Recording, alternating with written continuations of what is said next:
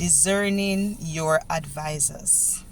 We must at all cost ask God to give us the gift of discernment. Yes, the gift of what? Discernment. So we can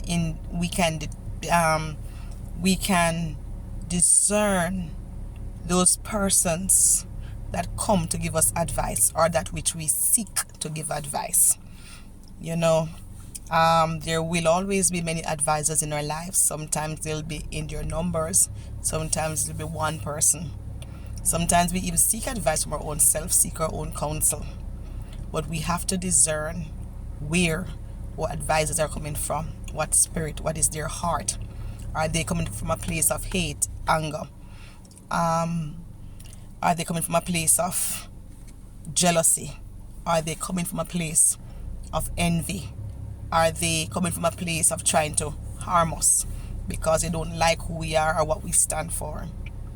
Sometimes your friend is really not your friend. Sometimes that family member is really not your family member, because they advise you down the wrong path. Listen me and listen me well. Seek God to help you to discern the spirit to which your advisor is coming to advise you on a matter. And don't say, yes, he's a man of God, yes, she's a woman of God, yes, it's a counselor, yes, this person of age and wisdom and all these things. Even so, we're giving honor to who honor is due. But let wisdom be your guide. Get on your knees and ask the Lord of those persons you seek counsel from. Ask him which counsel to take.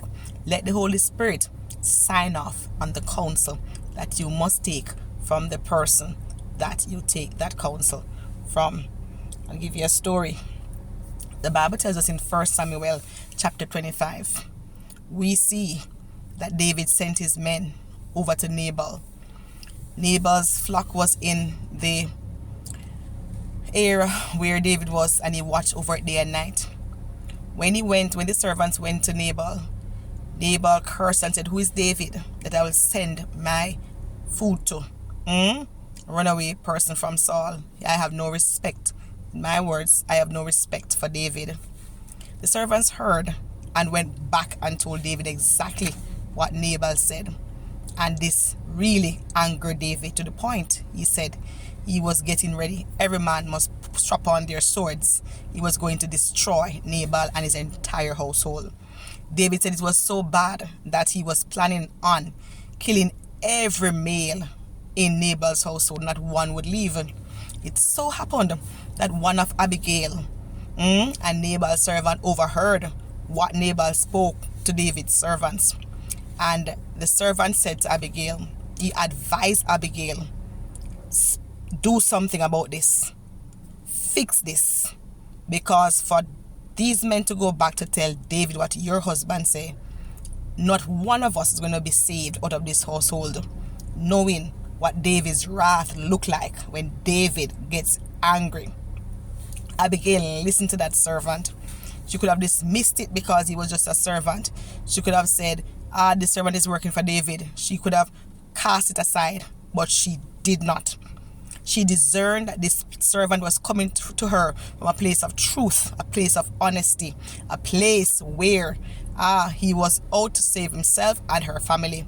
And she hurriedly bring all the food to David that she possibly could. And when she went to David, she apologized extremely for what her husband said and did. And she gave David all the good treats he needed. And then she asked David to remember her. So she advised David not to let this bloodshed of her family be upon his hands. David listened to Abigail's advice, because it was good advice. And he said, you know what? I thank heaven, I thank God that you were sent to stop me from coming to kill everyone, including you, in your household. Because tomorrow there will be not one man standing in the house of Nabal. David listened to her advice. So we see two instances in this story. One, Abigail listened to the servant's advice. Two, David listened to Abigail's advice, and a family was saved. David had one less bloodshed on his hand. Who are you listening to? Are you listening to God using the voice of wisdom? Are you allowing even people speak to you that this comes from a good place. You search out what they say to you. Ensure that you don't allow pride or folly or stubbornness or your own self-will to cause you not to listen to the voice of discernment. Abigail listened to her servant advice. David listened to Abigail's advice, and lives were spared. And Abigail, in the end, got the ring. A second marriage, a second ring. Listen to good advice and give good advice and watch God work on your behalf. Remember to like, share, and of course subscribe to my channel. If it's the first time you're coming on, welcome, welcome, welcome. If you are one of our regulars or family member here, a chups for you. I'll see you sooner than later.